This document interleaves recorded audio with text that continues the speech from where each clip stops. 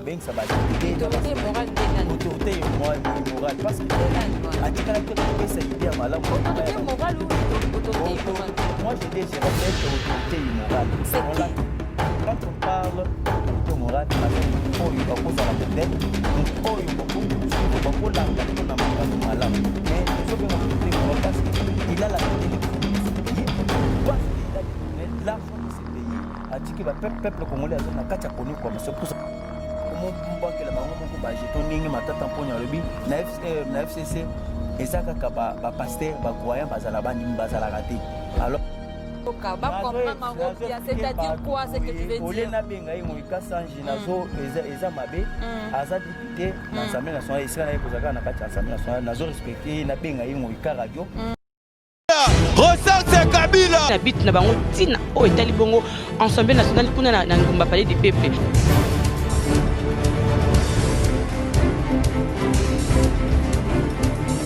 Niams Télévision, abonnez-vous. Niams Télévision, massivement. Niams Télévision. Et surtout, n'oubliez pas d'appuyer sur la cloche pour ne pas rater toutes nos informations.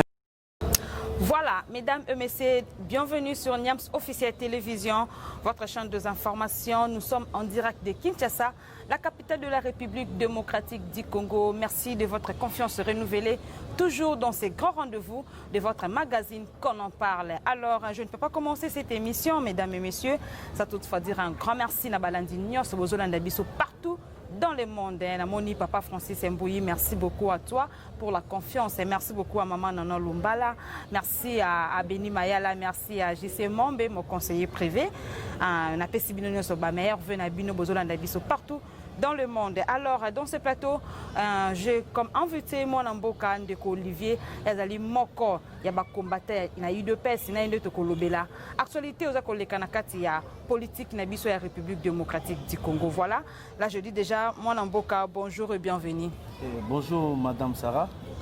Est-ce que vous avez un plateau Nabiso? Oui, on a sepil makash, ningo boyami ngai, neza la mbala suka tout ça la Très bien. Vous allez nous en fait bande ko ba ya monyo mbala ya mbona Niams Officiel Télévision, ba me kampe koye ba ona botie binyoso. Je pense que il y a bien mon amboka sénateur Olivier. Sénateur? Si. Président, il y a base Willeri Kalembele. Peut-être regretter que le sénateur ait fait regretter parce que ce n'est pas la toute première fois. Mukolo oyo no lataki kanzaka na ngai ki sénateur, eza mukolo oyo tokendaki na Assemblée nationale. Nde mukolo oyo bapesa nkombo ya sénateur, eza nga moko te basinome ngai na public. Voilà, et ça c'est juste un surnom. Si. Voilà, moi, Namboka, vous allez m'en combattre dans l'UDPS. Bon, il va s'envoyer l'UDPS parti qui est mouvement, ça va. Madame, je te dis, l'UDPS, ça a parti au Yoko, 370 mandats, 370, comment ça? Le quota est à 370 mandats sur terrain, Yomoko Moni. On a c'est non, ils ont ça là. Et ça, ils ont été sur terrain, Tomoni, les peuples congolais chantaient pour PPRD, pour FCC. Mais aujourd'hui, je te dis, FCC, Wana et Balouki est commis Félix, champion du Congo. Il fallait comprendre déjà que Bayaya. Awa, IDPS, ni à côté de l'IDPS. Ni opposition, ni quoi que ce soit, et cause à la tête. Non, parce que les gens disent que vous, les gens de l'UDPS, vous allez on a pour nous corrompre, vous panzaka mabala, vous allez vous simbaka te, vous rompre kaka, vous rompre kaka, ti le lobo panzanina FCC. Comment ça? Mais oui. Madame, ngai soki na bali mwasi azoto selanga te akoza libanda. Na bali mususu akoto selanga akoza libanda. On va divorcer combien de fois? C'est ce que moi je te dis, mobali yaza responsable. Soki mwasi aye pona intérêt ya libala. Fanda na libala na yo na kimia, oto sa makam oyo ya libala. Okomona mobali a pesa injonction kobi magate ba 17h. Mais moi sona azo ba 17h. Mobali azo rapprocher boye, azo la politesse na ye. Akolo azolo ba di n'importe quoi. Libalo na kufana. E kufana te madame. Mais ndeti lelo bo comité na niveau bo kabwana FCC. Lelo on est simbité vraiment. Ti lelo bo comme na niveau ya ko kabwana FCC na cache bo comme na niveau ko kabwana. C'était quoi en fait votre souci, votre problème bo comme na niveau où il y a divorce? To kaboli na FCC ça pourquoi? Parce que to moni FCC eza groupe ya bato oyo baza na kati ya ko vivre na molili. ITPS eza parti oyo eza na bato baza na kati ya vivre na lumière. C'est difficile to avancer ensemble. C'est pour cela to moni mariage wana ezalaki na servi malamu te. Il fallait mariage et katana et kabwana pour toluka bato mususu ya koya kokamba mboka oyo. Imagine toi tozo travailler na bato wana soit disant bato FCC bayaki na ba vision ya mutu na bango oyo aza na kinga kati. Madame naza très étonnant na makambo oyo to monaki durant 2 ans ya chef de l'État. Au Comona, un ministre Azoya Azo manifesté impolitesse devant un président de la République. C'est non archi-faux, madame. Tandis que quand on parle d'un chef de l'État, c'est celui qui est le garant de la nation et des bonnes fonctionnements de toutes les institutions. Un ministre ne quitte jamais côté d'un chef de l'État. D'abord, je te dis, le président supportait beaucoup de choses. Au moins, un délégué, il y a parti politique. Un délégué, il y a un militant, il y a parti politique. On ne peut pas nous intimider. Si aujourd'hui on arrête Albert Yuma, nous allons paralyser ce pays. Combien de fois on va réaliser mon Konzambo? À cause de la coalition, on a une coalition, on a une qui chance de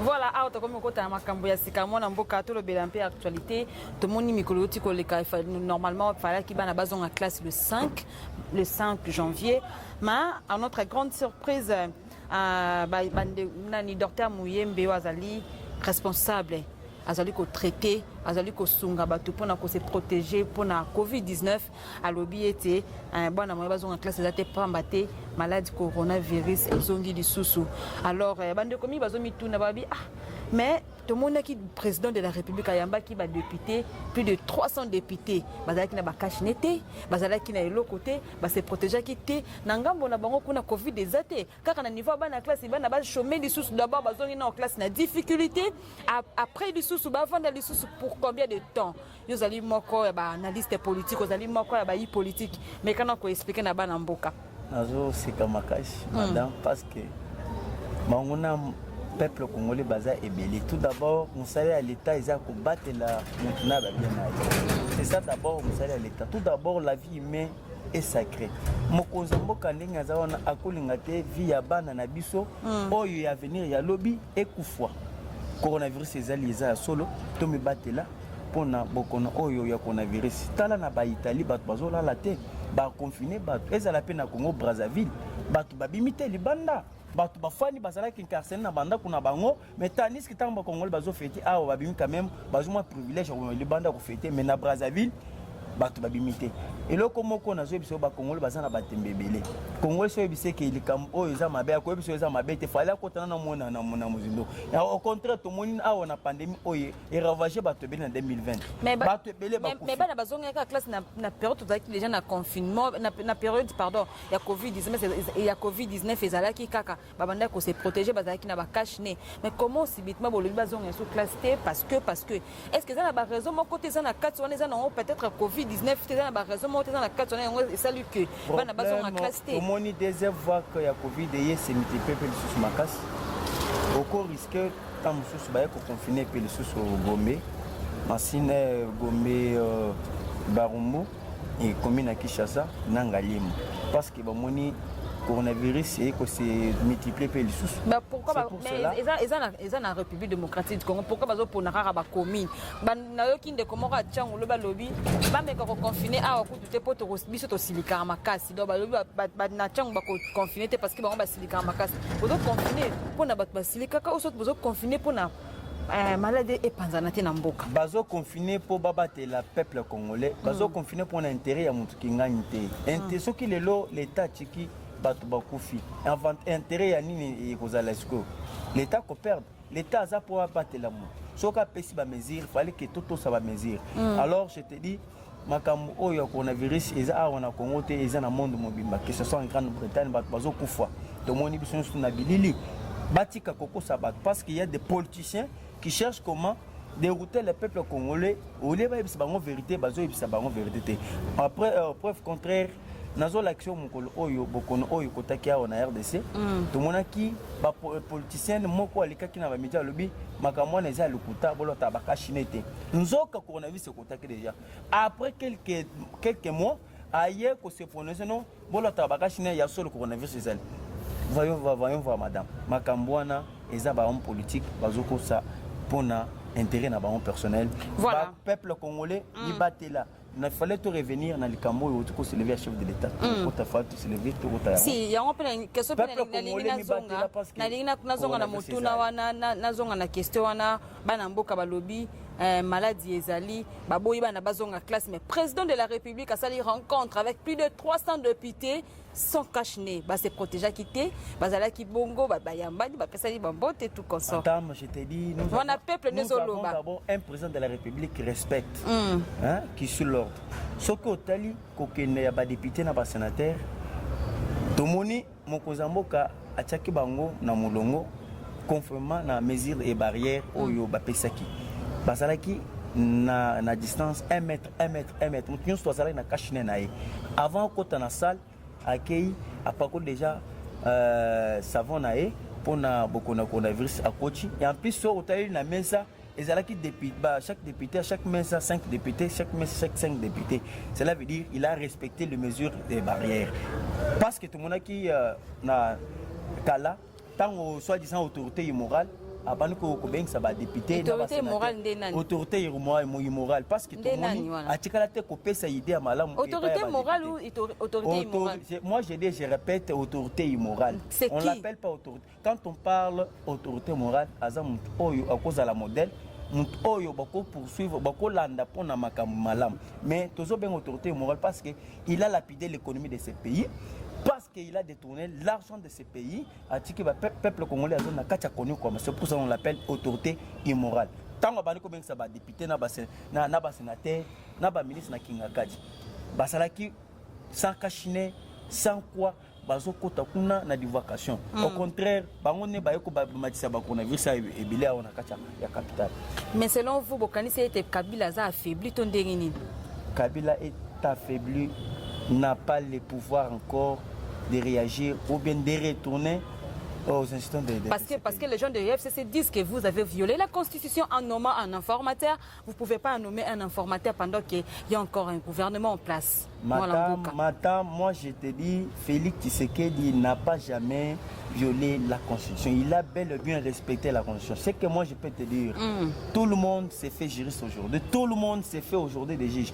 Il n'y a que les juges de la Cour constitutionnelle qui paient prendre acte s'il y a une violation de la Constitution ou pas. Un militant d'un parti politique a ça là-bas propos où ils ont concerné les mots personnels, il y a des médias qui ont violé la Constitution, mais étalé aux yeux de tout le monde.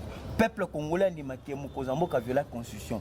Exacté. Ce que la Nelly a preuve, preuve, exacté. Nous sommes dans ces pays. Si Kabila a violé combien de fois la Constitution? Kabila a tué combien de Congolais dans ces pays? Au contraire, quand aujourd'hui on parle Kabila sénateur à vie, parce que titre à sénateur à vie, c'est un titre honorifique.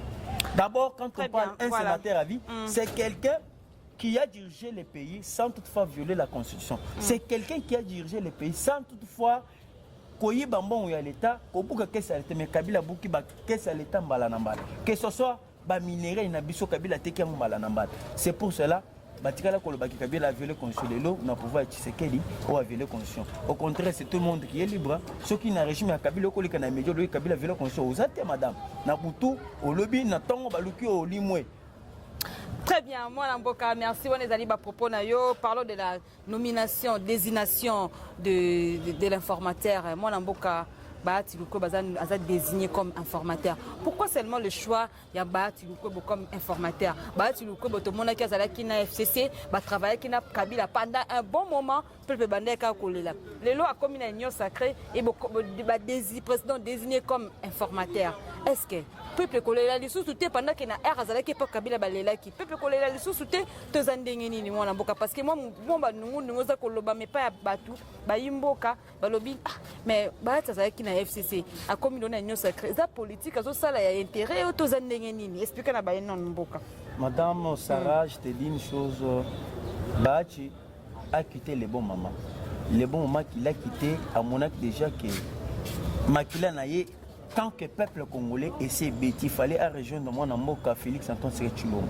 Parce que tant en région ils a pas batté amoni esika azalaki cachonné mais mutu oyo à cause de la liberté ya corriger na liberté na ye batu ko boaza mutu munene na kati ya Sénat azo peser makasi aza na propre politique tant bakendaki na ba partage to monaki ke FCC azalaki gouvernement FCC alingi te ko céder mwana mboka batu lukwebo oyo sengeli azo batu nenga aza wana tout d'abord azali na ba sénateur rebelle na kati ya Sénat azali na ba député na Assemblée nationale ezala pe na ba assemblée provinciaux azali pe na ba député alors to moni akepo azwa pe kato na ye ba récompenser ye ba boy kopesa ye c'est ce que moi je te dis à l'FCC il y a toujours les pasteurs il n'y a pas les croyants ndenge bakomo mbakela bango moko ba jeton ndenge matata mponya lobi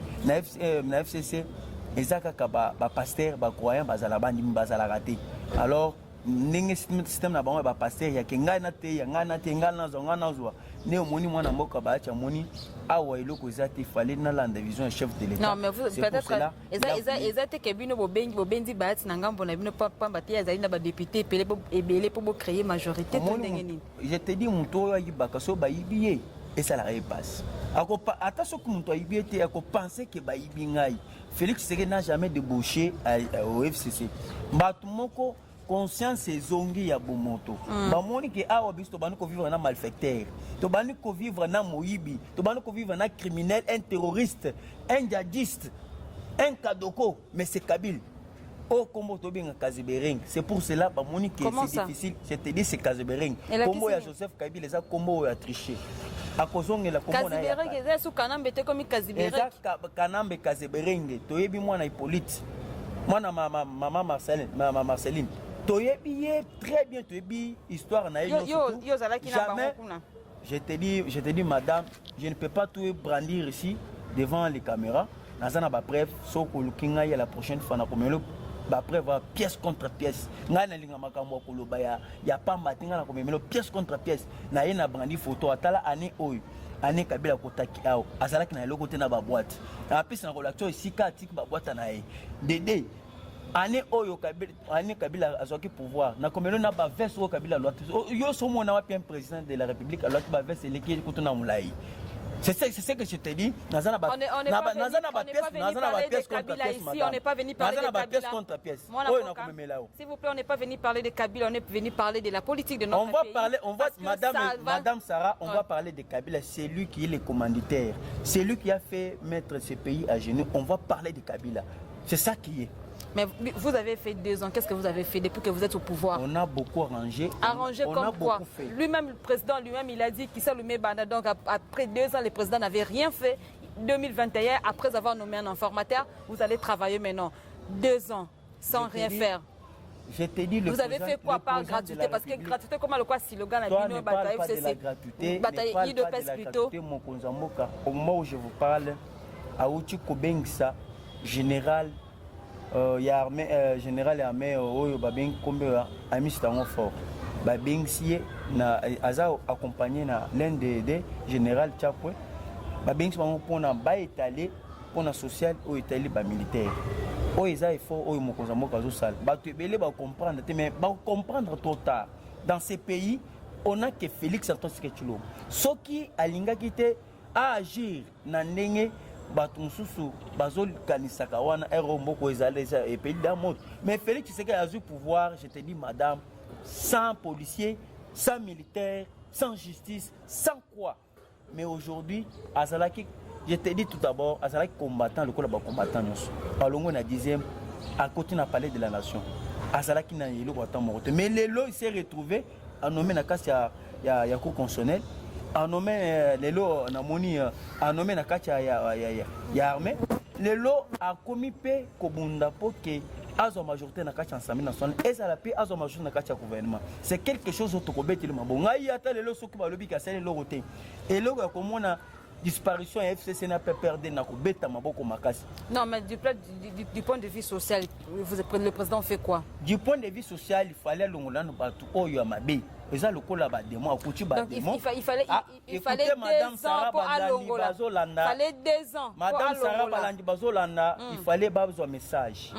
Et ça, le coup là, à côté de la administration en Moka, Satan Bazali, Naba démon Bazali. Il est tellement que Azangelou, il fallait Aya. Alongola Batumabe, pour que l'administration est bonne, et ce qu'on va travailler pour l'intérêt du peuple congolais. Je te dis, Satan a tiré la tête pour le peuple. Satan, pour ça, il y a Koboma, il y a Kolimi, il y a détourné. C'est pour cela que Monaki a tellement pas question de continuer la coalition. Parce que c'est la coalition Oyo, et ça n'a qu'à connu le peuple congolais, ça n'a qu'à connu le peuple en personne. C'est pour cela qu'il a joué, il y a Vous avez dit pas question avec cette coalition, on a des présidents lobby à l'unité pour travailler dans le FCC. Mais tout le monde a des autres salama massivement dans la union sacrée. Tout le monde a dit Sanjo Azalaki, kaka na FCC, Azalaki local ennemi na FCC. Le lot comme na union sacrée, mais vous n'avez pas de question na bato FCC. Mais toujours vous continuez avec le même personne, moi Namboka. Je te dis, madame, je vais d'abord te dire, en politique, nous ne sommes pas des ennemis, nous sommes des adversaires. Quand on parle adversaire, il y a qui a gagné, c'est ce qu'on appelle adversaire. Alors, ce qui est là, tout le monde moi je l'appelle Moïka Radio. C'est-à-dire? Il faut les respecter. Quand on parle radio, c'est en français quand même, madame. Toi, tu veux qu'on parle qu'à radio. Quand on parle qu'à Sange, c'est un truc. Mais il faut expliquer que c'est-à-dire quoi ce que tu veux dire? Député dans l'Assemblée nationale, Israël dans l'Assemblée nationale, nous avons respecté Moïka Radio. Pour on peut quand même respecter. Moïka Radio, il y a que tant qu'il y a une union sacrée, il y a refuge. Il y a qui na se réfugié na fanda kuna eza lokola moi esika ya malili na batama pour mabe na nga na salaki balanda le ngote. Non, nous sommes là, la justice est là. Félix Tshisekedi n'a pas de problème envers tous ces gens là. Celle que la justice qui va maintenant interpeller à chaque gouverneur, à chaque ancien gouverneur, à chaque mandataire de l'état ya koyebake yo banda reni na yo salaki. Qu'est-ce que tu as fait? Notre banweka sans joana, ce sont des gens oyo basi bakuti déjà na monde moko mabe ba médecin déjà na ba détournement na ba théorie. Mais il est là déjà. Je te dis, madame, député dans l'Assemblée nationale. Quand on parle de l'union sacrée, c'est pour le gouvernement. Oui, mais l'union sacrée, c'est pour le gouvernement. Il soutient quand même le président à l'union sacrée. Soutenir le président de la République, ce n'est pas mauvais. C'est son président. Même si Azawana Azam Mokonzi, il y a Kabila, il y a Fayoulou, les opposants, Azam Mokonzi, il y a Batunion surtout. C'est que moi, je te dis, Moïka Sanji a causé la chance. À côté de l'union sacrée, et ça l'appelle la mère Mende à côté de l'union sacrée. Je te dis, madame, l'union sacrée, ils pour le peuple congolais. Tant que le sacré, ils pour le monto à saler ma bête. Monto ya bomi, monto ya kosi net ba mende wana bato alu kuta belé. Bato biso bato marché au to kofisa ya quelque chose monto kofi moko. Ba ko tate na l'union sacrée, madame. Ah, madame Sarah, je te dis non, c'est que ça yo tenga esa la parce que tout le monde ba mende bae bato moko ba mesa na lukuta. Il y a Koko Saka. Tant qu'on côté de l'union sacrée, à cause s'appelle le ministre. C'est pour ça que je dis l'union sacrée, c'est pour la Angelo. Lui-même le président. Dans votre rencontre, lui-même le président avait dit alors qui na lingina s'adresser na ba député na ba ndeko ya FCC bo se sentir gêné na des zones de l'union sacrée. Le président lui-même avait dit ça. Bon ce que yozo lo babo so ba kokota tendenge nini parce que ba opi bazaka peuple moi na mboka. Bon, je sais que moi je te dis quoi parce que bato mususu balingi bakomisa bato lokola na bombu na bango tellement que aza muto militant ya PPRD aza militant FCC il fallait azala kaka kuna akokite ko s'adhérer na vision ya Mokonzambo. Quand on parle d'abord l'union sacrée eza eloko oyo Mokonzambo akeli pour que mutu nyonso ko akota na vision na ye. C'est ça l'union sacrée. Non pas dire que tant on est na union sacrée oyo okota na gouvernement. Non, tu es député, tu restes toujours à l'Assemblée nationale, tu es député. Tu es sénateur, tu restes au Sénat, tu es sénateur. Tu es mandataire, tu es toujours mandataire. Mais nous tous, nous allons travailler dans la vision de Mokonzi Mboka. Oyo akoloba sala boyo tu fais sala boyo osali. Non pas qu'il y a vision mi balé, il y a mutu mususu afandi na yembuta mandefu ya pembe na kingakati a comment instruire yo bloquer ko signer signature wana ko signer ordonnance wana te. Yo kende koto sa te de tourner mbongo wana. C'est ce que biso to boya ngo ndo moni to bomi le bala wana to be to kota na. On peut violer la constitution. On n'a pas violé la constitution, madame. Voilà. Madame, Lukelanga, Yozomona, Lobby, Bazo, qui s'est violé la constitution, Baya, Awa, tout ça, on a sur place dans le plateau. Pas démontrer, on a peine à démontrer qu'il y a violé la constitution, qui n'a pas violé la constitution. Très bien, là, ça sera prochainement. Moi, Lamboka, toujours continuer dans ma solo, la biso, tout le monde, DG à RVA, Azali, condamné pour 20 ans. Et c'est quoi en fait bakangele pour nini et le connaît celle qui est le condamné pour 20 ans et ça nini ça kaba détournement ko yiba to za nini yebisa na bayimboka madame ezo salanga pasi na salanga et ça la passe ma casse mais je me réjouis nazana espoir ya kimboka ebongi parce que to tikala te ko mona NDG mutu mone le la RV ba interpeller na justice a tikali libela parce que mikolo eza copie ya map oyepe boye mais na pesa procureur na merci makas parce que ça la musala makas a continué na musala na ye. Comment ça peut-il NDG ya RVA azo travailler ba mbongo nyon surtout ba recette ezo kota azo partager na ba Rwandais. C'est impossible. Eza la ba Tanzanie na ba Rwandais azo kota. NDG azo travailler pour l'intérêt du peuple congolais. Un mandataire azo travailler pour l'intérêt du peuple congolais. Pour tant recette ya RVA coach na kesa l'état et koya pour ebongisa nzela. Et bon, c'est pas l'administration sociale l'État. Mais tout le monde a déjà besoin de cadre na bango ya parti. Donc le Chadar Rwanda un militant a pas perdu muto a très imposé muto a lobby ce que muto fingi maman na yo fingi maman na ye. Muto lokola ba Chadar on a wazo son mon a peta ba pesa ba Chadar bazo coach na bango na ba poche na bango. C'est pour cela ba moni que pas question de continuer na bateau comme tous en état de droit, il fallait aya a justifié pourquoi c'est pour cela que je m'appelle Yokuna, PC 20 ans, écoute 20 ans, il faut 25 ans. Moi, Mboka, l'autre moni grâce présidentielle, moi, Mboka, Oazalaki Edi Kapen, Azali Lelo gracier, Abimi, jour pour jour, après 20 ans, Lelo Azali libre, Babimi, ça qui est déjà là, j'informe déjà, il était libre depuis hier. Yoko Kolobani, par rapport à la libération de moi, Mboka Edi Kapen. Madame, kosepela ya kobima Edi Kapen eza esengo ya ngai ya yo pe parce que biso nyonso bande côté le mao Edi Kapen na bomaki munde Edi Kapen na bomaki mais le vérité ça nini ebimi alors tellement que mon konzamoka abandaki koloba que je dois mettre un état de droit. Quand on parle un état de droit, c'est le respect des tests, le respect de la conscience et le respect des droits humains. Mais mon konzamoka lobby Edi Kapen il a été condamné injustement. Il a été innocent. Tant qu'on condamné, il va passer 20 ans. Non, comment mon tour 20 ans dans la prison. Et là, qu'on va condamner, exacté. Mais c'est pour cela que je dois gracier. Moi, je suis Edi Kapen, Abima de Bana, Kubimana, Tomoni, à Tomoli, ça me parle du colo. Edi Kapen. Tant à Tomoli, Tomoli, Pelle, sur Nakatanga, Nakolo, va se payer, va bien à Balabal, va se payer. Il y a un message. Il fallait qu'il y avait tué Laurent Désiré Kabila. Comme il dit Kapen Abimi, vérité de ce qu'on est Kobima. Ndeto koyeba sikoyo nana bomaki ndeko na biso Laurent Désiré Kabila. Muntu te akoéchapper batu nyonso baza awa na kati ya capitale. Muntu te akokima malgré bakomoza ba palpite oyo akei Dubai oyo akei Afrique du Sud. Toyebi bakokende nulle part esika baza wana baza bien sécurisé. Bango balobaki ke Félix Tshisekedi so asagani ça sera une autre trahison. To dessus mais baké Dubai pourquoi bakimi pourquoi toyebi ke tozana batu nyonso ali sur likolo ya liso Edi Kapen azali en plus procès na ye esili akokende na justice saisir haute cour militaire. Bon Roger Lumbala zawapi. Mais Roger Lumbala yebi ke azalaki rebelle. Ah bon? Oui, c'est un rebelle, madame. Mais bande quand il est possible de rebobimisa ça tellement ma casse pour le bloc trop sûr de vous-même. Et ça vous avez pas preuve quand vous dites ça ou quoi c'est quoi? L'action preuve ya liboso. Ami kuchu kuna ndengeni.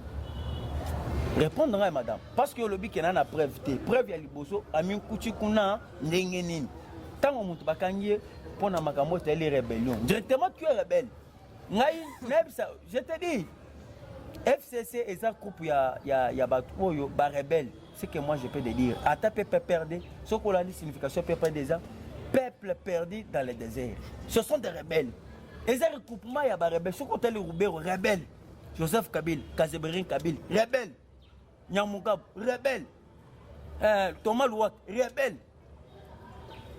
Vous voyez, et ça la paix de Konabiso, il y a MLC, wana na ebi comment on a pena comment on a écouté shopping parce que bato belé comment on a commis chapeau moi pour quand comme rebelle c'est difficile azape rebelle azana kati alors je te dis madame tangelanga na liso ya 400 personnes wana tangelanga kombo ya mutu moko ya personnes azana kati tu me dis soko ebisingai je ne peux pas encore faire la politique je laisse la politique j'abandonne la politique parce que ngana bisa bato belé il dépêche ces partis à non-violence.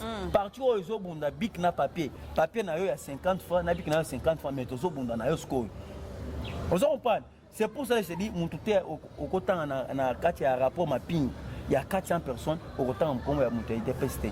Biso memele biso constitution, neto ko memelo na constitution. Né wali ko konzambo ka violer constitution. Le kuta bazu moyen comme ya kozoba arme exacté madame je te dis baluki moyen comme ba arme exacté c'est pour ça comme ko ça que mon kozambo ka violer constitution mon kozambo ka violer constitution biso to bandi ko geler to bandi temps il y a autant de conditions tout le temps il y a tout mais bango bazala na kati ya kozala na distraction il y a comme ba arme il y a comme massacrer peuple congolais ko yiba ba minéraux na kati ya est il y a ko fona ba disa ba so temps ko tanga constitution te mais biso to temps il y a ko tanga constitution na mais non na pouvoir to na kati ya ko tanga bozo respecter constitution na bango te o bango ba sala bozo respecter ngo te madame biso to respecter constitution ya Congo ya RDC peut-être bango baza ba yebi constitution ya Bujumbura soki constitution ya Rwanda ba kende na bango ba mettre constitution ya Rwanda na Bujumbura. Voilà, très bien. Merci beaucoup Mwalamboka. On est en train de chuter déjà là, j'ai dit comme ça. Un grand merci à vous, nos téléspectateurs de Niams Officiel Télévision. Vous êtes en train de nous suivre partout dans le monde. En tout cas, merci beaucoup. Abonnez-vous massivement dans cette chaîne Niams Officiel Télévision. Je crois bien que vous ne serez pas déçus comme toujours. Voilà, Mwalamboka, qu'est-ce qu'on peut attendre des bons dans l'Union Sacrée Oyo? Pendant Lelona, Bandeko, il y a FCC, les syndités. Tous les lignes à malamu na union sacrée. Madame, eloko liboso nazo assuré yo na union sacrée peuple congolais bala union na poto ezala pe na République démocratique du Congo. Bo pesanga litoyo na kozala pe na bino awa na émission. Bo kanisa ke tango union sacrée eye pour na échec eye pour na réussite ya chef de l'État. Et en plus eye pour na réussite ya peuple congolais. Eloko liboso et cause de l'union sacrée qui chute à $. Dollar qui est $100, tu vas changer à 30 000. Oui, si c'est ça, là c'est bon. Nous sommes là pour appuyer le chef de l'État pour le changement de notre pays. Les partis DPS au pouvoir, celles que les partis DPS au pouvoir qui va changer les choses, qui va mettre les trains en rail, au rail. Ma camion se cause on a mon logo. Au preuve contraire, bah mon tout et bah nous quand on a poche à battre, comment quand on a caisse à l'État. Kende, nazo peso neni droit aux congolais causa congolaise kende na ba entreprise sur l'état kende na DGR kende ba autour na mbongo kotaka obi kotaka te ba webiso ba mbongo komi ebele et comment ça risque à kokota na ba eza na ba bank ba mbongo komi ebele les loto moni FBN bank échanger komi FBN BCDC échanger comment s'adhérer na katia BCDC pour travailler ensemble pour ba mbongo komi na BCDC ebele il fallait ba savoir ba transaction bo je te dis na union sacrée tokotoka bato basa déjà ba toilette ya double salon je te dis madame basa la ba toilette ya double salon parce que na Félix Tshisekedi nous allons réussir parce que Félix Tshisekedi a ça pour na Congo ailleurs pour na Congo et avancer et là monsieur. Très bien. Moi Mwalamboka Martin Fayulu lobby union sacrée c'est juste la deuxième grossesse avec FCC. Ça s'engage Fayulu. Fayulu depuis quand Fayulu a fait la politique. Maintenant Fayulu n'a jamais fait la politique. Fayulu c'est un commerçant. Mais vous étiez avec Fayulu c'est un commerçant. En bon Fayulu a quoi l'acceptionné. Combien de fois Fayulu a laki bamon awa na Kabila. Kabila Fayulu c'est un kabiliste. Fayulu c'est un kabiliste. Fayulu c'est un kabiliste, je te dis. Biso tozalaki ensemble na opposition. Tant que dans l'opposition, Jean-Pierre Mazalaki, Katoumi Azalaki, Fayulu Azalaki, va mettre Félix Tshisekedi Azalaki. Tobani ko combattre le régime Kabili et l'onganakati ya mboka et l'onganakati ya instruction. Mais les lots, nous sommes retrouvés dans la chose publique. Kabila n'est pas au pouvoir, le système Kabila n'est pas au pouvoir. Tomoni a combattre Félix Tshisekedi. C'est un kabiliste. c'est un kabiliste qui plan naé et ça pour déstabiliser l'opposition à rataki né les lois à déstabiliser le pouvoir. Combien de fois faut aller dans les médias lobby Tshisekedi a violé la constitution. Tant on va de choses Tshisekedi qui va maintenant rentrer à la chose publique. C'était maintenant les sénateurs qui devaient maintenant remplacer maintenant Tshisekedi au pouvoir. C'était que moi je te dis, faut aller à danser. Nous avons un gouvernement congolais à prendre à soin pour danser dans les sinon à Kokoufwa. Mutu na yezo sala malamu te quelque part na fingité na lobby soki mutu azobe là ba mema ye lokola ba mema ki l'insulte n'est pas autorisée. Non na fingité na lobby na fingité. Non soki mutu azobe là madame je te dis soki mutu azobe là ba mema ye na kati ya centre na ngalima ba traiter ye pour te copier dans ça danser on est na kati ya Congo soki le te perdre choix exact, il fallait garder bien pour la vie. Voilà, mesdames et messieurs, nous sommes arrivés à la fin de cette émission. J'ai dit comme ça un grand merci à Bande Connaisse Bozo Landabiso partout dans le monde. Mon Amboka, espérons que l'Union sacrée, en tout cas, Ecosimba. Avec, nous appuyons le chef de l'État. Nous sommes là pour le changement. On attend de bon. Dans notre pays, Oyo, République démocratique du Congo, peuple l'élite tango molaï, bazo souffre depuis 18 ans Kabila peuple zo la kaka. Tondima, toza na kondima, peto tchaka kanzambe na la première place à Kosunga biso. Mboka na biso kende liboso. Un mot de la fin rapidement pour clôturer cette émission. Oui, merci na balagnos to ya poto ezala na Asie na Europe, ezala pe na Afrique, ezala pe na République démocratique du Congo, mboka na biso. Boya botonga, o ezamboka na biso ya bakoko. Congo ezongi, justice ezongi, makambo ya sous-commission ezate, sous-traitance ezate, yaka. Ozana poto yaka otonga na mboka na yo. Nazama na bebele ya koloba te, ya koyebisa yo te. Awa tuskoyo, nazo pesa numéro na ngai soki okobenga nga pe lisusu, opesa nga pe makanisi na idée na yo, ekopesa nga pe lisusu un plus. Plus 243 89 335 82 51. Et un mot rapidement plus pour le 243 89 335 82 51. Alors, un mot pour le président de la République. Très bien. Wana azapena béton armé. Tant on le béton, pourquoi? Parce que Kabila Mika Betty du coffre qui passe. C'est pour ça qu'on l'appelle béton. Très bien, merci. Nous sommes arrivés à la fin de cette émission. Emmanuel Tita, merci beaucoup à toi. Merci beaucoup à Jonathan Bikaï, Montréal. Merci beaucoup à vous tous. Merci à la grande équipe de Niams Officiel Télévision. On se retrouve très prochainement. D'ici là, portez-vous bien. Au revoir.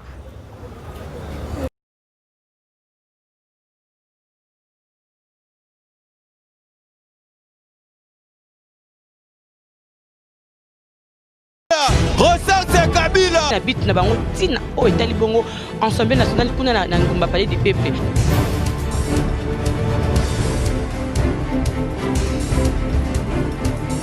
Niams Télévision, abonnez-vous.